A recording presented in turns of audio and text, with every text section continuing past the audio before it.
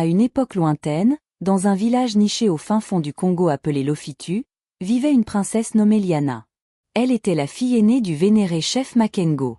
Contrairement à ses deux jeunes sœurs, Liana n'était pas mariée, non pas par manque de prétendants, mais à cause de son poids, qui avait fait d'elle l'objet de moqueries de la part des villageois.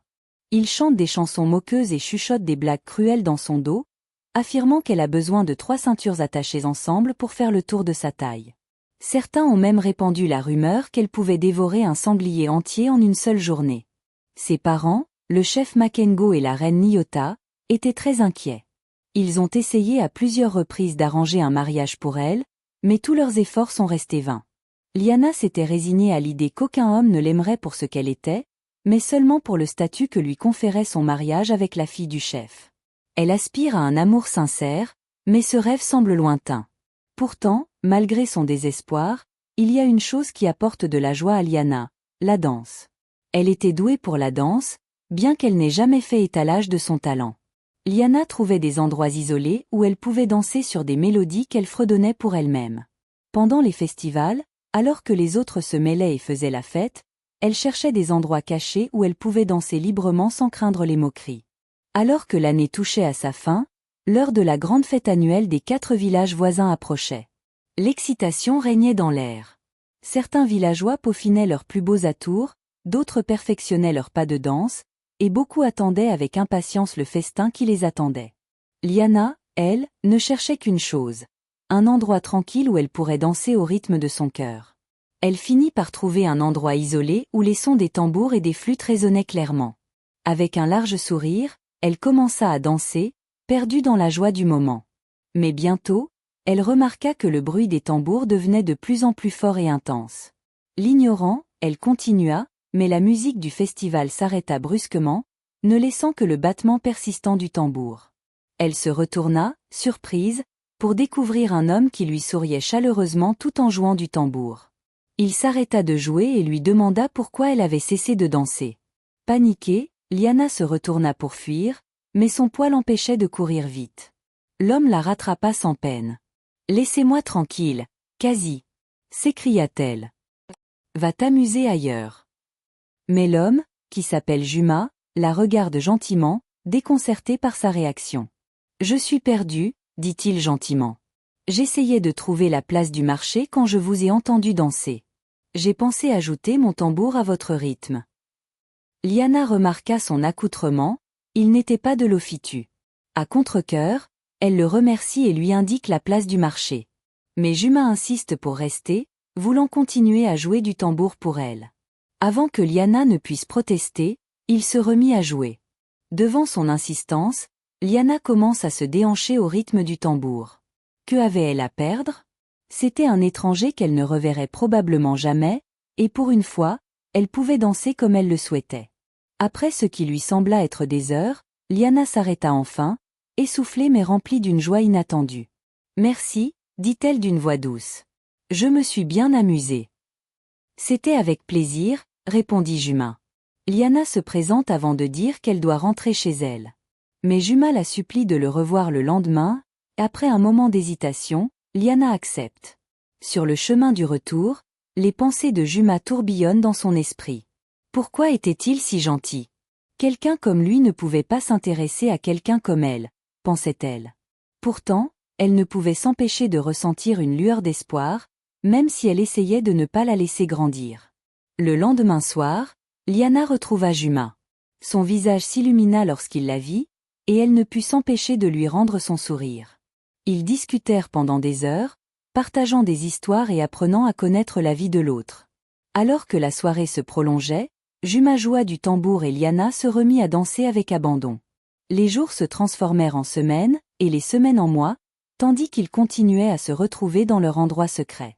Le temps passé ensemble est devenu le point culminant de leur journée. Un soir, Juma avoue enfin ses sentiments à Liana. Bien qu'elle les sentît, elle avait été trop effrayée pour espérer.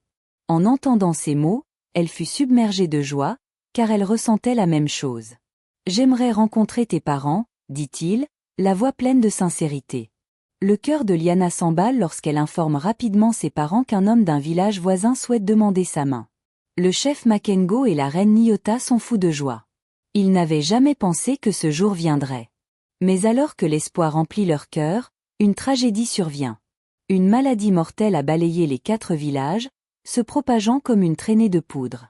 Pour tenter d'endiguer la maladie, chaque village a fermé ses frontières et les chefs ont demandé à leurs concitoyens de rester à l'intérieur de leur maison. Liana a le cœur brisé à l'idée de ne plus voir Juma tous les jours. Comme si les choses ne pouvaient pas empirer, Liana est elle-même tombée malade. Pendant des mois, elle s'est battue contre la maladie, luttant pour survivre. La maladie a fait payer un lourd tribut à son corps, la vidant de ses forces et diminuant son appétit autrefois si vorace. Elle pouvait à peine manger, et au fil des mois, le corps de Liana s'est transformé. Lorsque l'herboriste trouva enfin un remède et que les villageois commencèrent à se rétablir, Liana fut choquée de découvrir qu'elle avait perdu beaucoup de poids. Elle était maintenant mince, presque aussi mince que ses sœurs, un changement qu'elle n'aurait jamais cru possible. Mais ce n'est pas seulement son corps qui a changé. Son visage s'est affiné, sa beauté est devenue indéniable pour tous ceux qui la voient. Soudain, Liana devient l'objet d'admiration, même de la part d'hommes qui l'avaient auparavant ignorée. De riches prétendants commencent à la courtiser, espérant gagner ses faveurs. Liana, qui se sentait au sommet du monde, commença à penser qu'elle était trop bien pour Juma. Lorsque les frontières du village furent enfin rouvertes, Liana retourna à l'endroit où elle et Juma avaient l'habitude de se rencontrer. Elle savait qu'il serait là, à l'affût. Lorsque Juma la vit, il faillit ne pas la reconnaître. Par les ancêtres. Ma princesse, comme ton sourire m'a manqué, dit-il. Mais Liana se sentit différente, supérieure même, et lui dit d'arrêter. Juma, confus, se met à jouer du tambour, espérant la réconforter, mais elle s'emporte contre lui. Arrêtez ce bruit, hurle-t-elle. Je ne suis plus intéressée par ton jeu de tambour. Je suis venue te dire que je ne veux plus t'épouser. Juma est surpris par son changement d'attitude. Tu n'as jamais été avec une princesse, dit-elle en ricanant. C'est pour cela que tu souris comme un imbécile. Liana s'éloigna, l'avertissant de ne plus jamais chercher à la revoir, affirmant qu'il n'était plus au même niveau. Les semaines passèrent, et bien que Juma lui envoya des messages dans l'espoir qu'elle revienne sur sa décision, Liana les ignora tous. Au lieu de cela, elle s'occupe d'une longue liste de prétendants désireux de l'épouser. Un jour, elle eut une idée. Liana a décidé d'organiser un concours pour tous les hommes éligibles du village, déclarant que le gagnant gagnerait sa main en mariage. L'événement a fait l'objet d'une large publicité, attirant des prétendants de tous les horizons. Même les chefs et les nobles des environs furent invités à assister au spectacle. Déterminée à se montrer sous son meilleur jour, Liana s'est isolée pendant 4 mois, s'offrant des soins de beauté pour se préparer à l'événement. Mais elle ne se rend pas compte que c'est la maladie qui est à l'origine de sa perte de poids, et non un changement permanent. Ses anciennes habitudes alimentaires ont persisté, et au fil des jours, le poids a commencé à revenir. Le jour de la compétition, Liana constate avec consternation qu'elle a repris tout le poids qu'elle avait perdu. Désespérée, elle tente d'annuler l'événement, mais son père refuse. Tu trouveras un prétendant quoi qu'il arrive, lui dit-il. La compétition commença, et guerriers, fermiers et commerçants se disputèrent la main de Liana. Mais lorsqu'ils la virent enfin, ils furent déconcertés. Les rumeurs sur sa beauté avaient été exagérées, et l'un après l'autre, ils commencèrent à se retirer, laissant Liana humiliée. Alors qu'elle s'apprêtait à partir, honteuse, ses yeux tombèrent sur une silhouette familière. C'était Juma, mais pas le Juma qu'elle avait connu. Il était vêtu d'habits royaux, sa présence était imposante et digne. Ils se regardèrent dans les yeux, et avant qu'elle ne puisse dire un mot, une voix s'éleva. « Mon prince, votre père est prêt à partir. » Juma était un membre de la famille royale, le fils d'un roi d'un des villages voisins. Il s'était déguisé pour jouer de la musique parmi les gens du peuple, ne voulant pas être traité différemment en raison de son statut. Liana a réalisé trop tard que,